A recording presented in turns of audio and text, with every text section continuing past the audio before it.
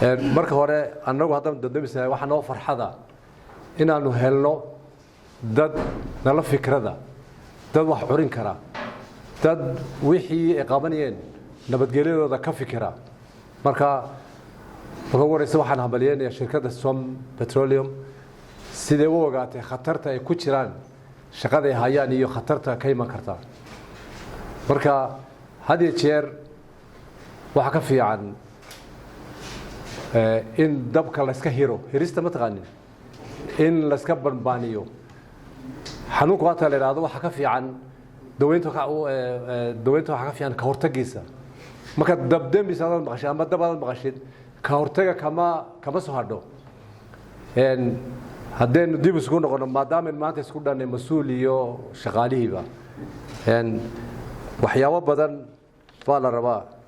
in la iska jiro marka shaqada ku jirtaan iyo meelaha ka shaqeynaysaanba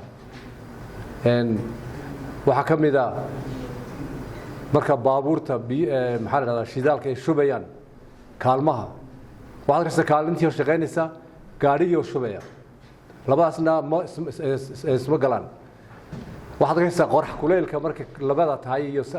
kooda tahay shidaalkii lagu shubayo kaalintii marka taasoo kale ka hortagid maaha dabku had iyo jeer wuxuu ku gaada markaad beelhasantay waxaa loo baahayay shidaalka marka la shubayo in xilli loo deeyo badanka adduunka aad aragtid habeenkii baa la shubaa maxaa la yiraahdaa shidaalka marka la shubayna kaalinta waa la xidhaa calaamadaha lagu xidhaa baabuurta kale laguma shubo marka waxaan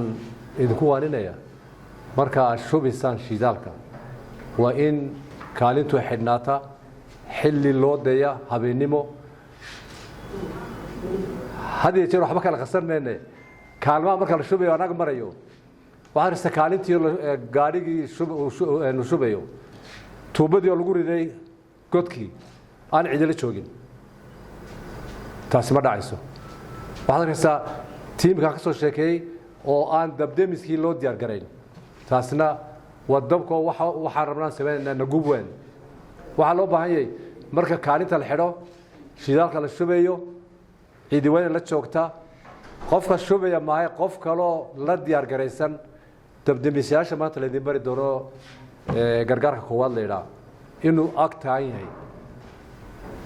dabka marka ugu horeysa uu yar yahay haddaad ka hortagin markuu ku weynaado marka khasaarihi badanaya wixii lagu dami lahaa badanaya wixii gumal hawa badanaya khasaarihi badanaya tababarkan maanta kuwee kaan maayo tababarkan maanta qabano kuwee kaan maayo ku joogsan maayo tababaro kalena waan idin fureynaa waxaan aad iyo aad idinku hambalyeynaya waa shirkadii ugu horeysay naga soo dalbata tababar